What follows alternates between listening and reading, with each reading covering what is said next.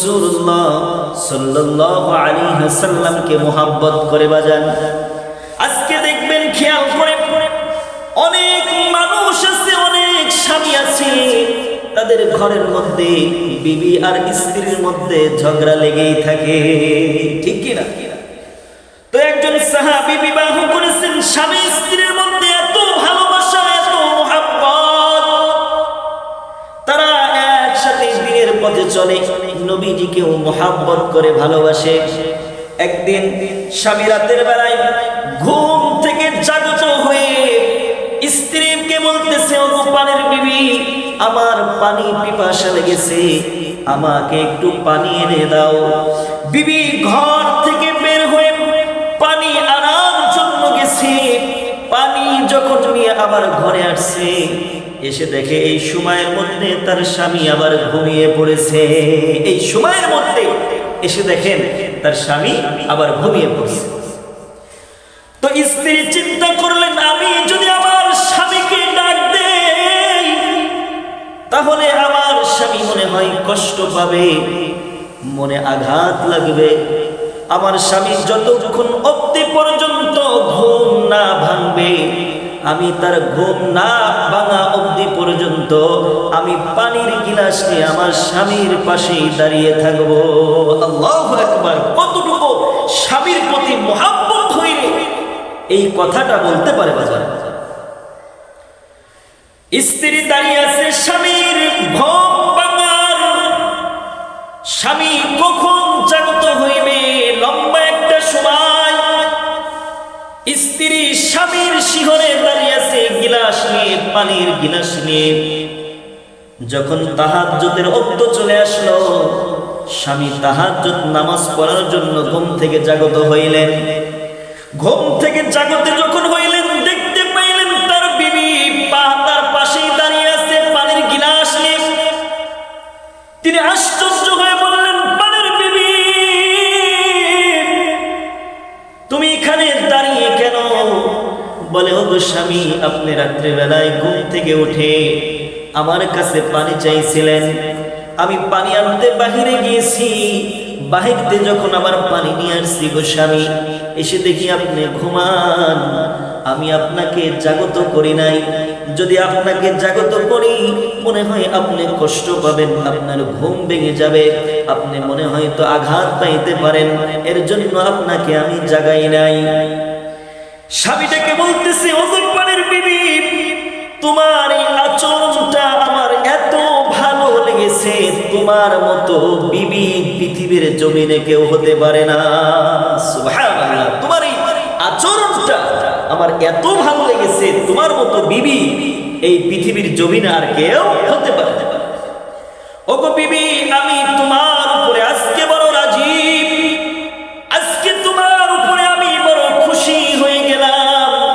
আমি ওয়াদা করলাম, তুমি আজকে আমি স্বামীর কাছে যা চাইবে আমি তাই দেব। সুবহানাল্লাহ! তুমি স্বামী আমার কাছে আর যা চাইবে আমি ওয়াদা করলাম তোমাকে আমি তাই দেব। স্বামী বলতেছেন, তুমি যা চাইবা তাই দেব। পানের বিবি ডেকে বলে, ওগো স্বামী, আপনি কি সত্যি আমাকে দিবেন যা চাইব? বলে, হ্যাঁ, তুমি যা চাইবে আমি তোমাকে তাই দেব। বলে, ওগো স্বামী, আপনার কাছে আমি আর থাকতে চাই না, আমাকে আপনি তালাক দিয়ে দেন। বলেন নাউজুবিল্লাহ! একটাবার চিন্তা করেন, সুখের সময় কেউ কি তালাক চাইতে পারে? আমার তো মনে হয় না। তো স্বামী বলতেছে, ওগো পানির বিবি, হঠাৎ করে তোমার এই সিদ্ধান্ত হলো কেন? আমি তোমাকে অনেক ভালোবাসি, আমি তোমাকে অনেক মুহাব্বত করি, আর তুমি আমাকে বলতেছো আমি তোমার ঘরে আর থাকতে চাই না, তোমার কাছে থাকতে চাই না, তুমি তালাক চাচ্ছ। ওগো স্বামী, আমি তালাক চাইছি, আপনি ওয়াদা করেছেন, আপনি কিন্তু ওয়াদা বরখিলাফ করেন না। আপনি আমাকে কিন্তু ওয়াদা দিয়েছেন যে আমি যা চাইবো আপনি তাই দিবেন আমাকে, তো আমি তালাক চাইছি, আপনাকে তালাক দিতেই হবে, তা না হলে কিন্তু আমি এই বাড়িতে থাকবো না। স্বামী দুই চোখের পানি ছেড়ে দিয়ে বলে, ও গোপালের বিবি, আমি তোমাকে খুব মহাব্বত করি গো বিবি, তোমাকে অনেক ভালোবাসি, আমি তোমাকে ছেড়ে থাকতে পারবো না গো বিবি। তুমি এই কথাটা বইলো না যে আমার কাছ থেকে তুমি বিদায় নিয়ে চলে যাইবা। চলো আমরা নবীর দরবারে গিয়ে একটা সিদ্ধান্ত নিয়ে আসি, আমরা নবীর দরবারে গিয়ে একটা সিদ্ধান্ত নিয়ে আসি। স্ত্রী বলে, আচ্ছা ঠিক আছে, চলে আমরা নবীর দরবারে যাই।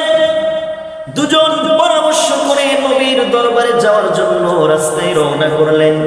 পাহাড়ি এলাকা, স্বামী চলতে গিয়ে হাঁটতে গিয়ে একটা পাথরের সাথে ধাক্কা লেগে পাটা ফেটে গেছে। পাহাড়ি এলাকা তো নবীর দরবারে যাচ্ছে, একটা সিদ্ধান্ত, একটা ফাইসলা নিয়ে আসে। তো চলার পথে একটা পাথরের সাথে আঘাত লেগে স্বামীর পাটা ফেটে গেছে, রক্ত ঝরতেছে। স্ত্রী দেখে তার যে পরনে জামা ছিল, এই জামার একটা অংশ ছিঁড়ে তার স্বামীর পা ওই জায়গাটা বেঁধে দিয়েছে, রক্তটা বন্ধ হয়ে গেছে। সাথে সাথে স্বামী বলতেছে, ও গোপালের বিবি, তাড়াতাড়ি চলো যাই, নবীর দরবার থেকে একটা ফয়সালা নিয়ে আসি। তখন স্ত্রী ডাক দিয়ে বলে, ও গোপালের স্বামী, আমি আর নবীর দরবারে যাইতে চাই না গো, চলেন চলেন আমরা বাড়ি ফিরে যাই, আমার আর কোন সিদ্ধান্ত লাগবে না, ফয়সালা লাগবে না, আমি বুঝতে পেরে গেছি বাকি জীবনটা আমি আপনার সাথে কাটাইতে চাই। স্বামী ডাক দিয়ে বলে, ও গোপালের বিবি, একটু আগেই আপনি আমার কাছ থেকে তালাক চাইছেন, বলেছেন আপনার ঘর আমি করব না, আমাকে আপনি ছেড়ে দেন। হঠাৎ করে আবার সিদ্ধান্ত তুমি পাল্টাইলা কেন? বলে, ও স্বামী, এতদিন আপনার ঘর করেছি, কোনো অশান্তি আমি দেখি নাই, কোনো অভাব আমি দেখি নাই। আজকে যখন আমরা নবীর দরবারে যাচ্ছিলাম গো, নবীর দরবারে যখন যাচ্ছিলাম গো স্বামী, আপনার পাটা হঠাৎ করে পাথরের আঘাতে লেগে ফেটে গেল, রক্ত ঝরছিল। আপনি সবর ধরেছেন, সবর ইখতিয়ার করেছেন, কারণ মানুষগুলো যখন ভালো থাকে আমি বুঝতে পেরেছি আল্লাহর পক্ষ থেকে তাদের পরীক্ষা আসে।